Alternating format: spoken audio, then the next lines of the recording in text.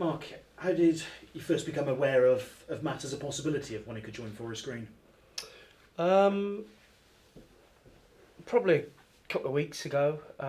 He came to train with us. His brother asked if towards the end of the season if he could come and if Matt could come and train with us, and he came in for sort of 2 or 3 weeks, and it was a real positive influence on the players with his experience, and trained really well. And I had a couple of conversations with him and spoke to him a couple of weeks ago, and we started talking about, listen, there may be a possibility of us doing something and trying to get a little bit of experience on the pitch and in and around a young group as well, which is something that we didn't really have last year. He's going to come in predominantly as a player, but he's going to start to do some coaching as well. That'll certainly help us in terms of, you look at Farron Rawson and Nathan McGinley, 2 promising young defenders that I'm sure can learn off Matt.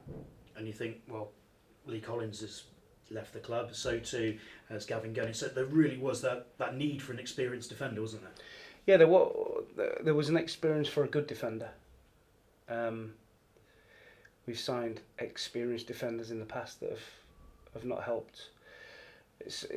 And I think the key thing was getting to have a look at him for those 3 weeks, and perfect. We could have a look at him. He could have a look at us. I think he really enjoyed being in and around us and what we were trying to achieve with a young group. And I think he can really help the boys going forward. Certainly on the pitch and definitely off it.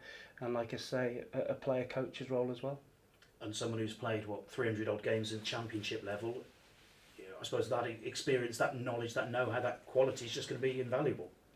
Yeah, of course it is, and he has an affinity to the area in terms of being from Swindon as well, and his brother being here, and I think it was a big pull for him to play with his brother, on the same pitch. But that's a really good sign for us. He could have gone elsewhere for double the money, but I think he wants to start off on his coaching journey, but predominantly he's going to play. Moneybags Forest Green getting another bargain. Yeah, listen, we have to concentrate on sometimes a different way of doing things, and this time it's with using his younger brother to try and get him here. You mentioned the coaching. Obviously, there's a vacancy at the head of the academy at the moment. How's the search progressing for that, and how involved are you with that? I've not had too much to do with that sort of search, or that's the club are gonna. I think they're going to sift through the applicants, and then I'll have a look once they get to the later stages on potential candidates that have got a realistic chance of getting the job. And the level Matt will be coaching at, would that be sort of first team, youth team mixture? Yeah, across the board really. I think, and I've had a good conversation with this morning. When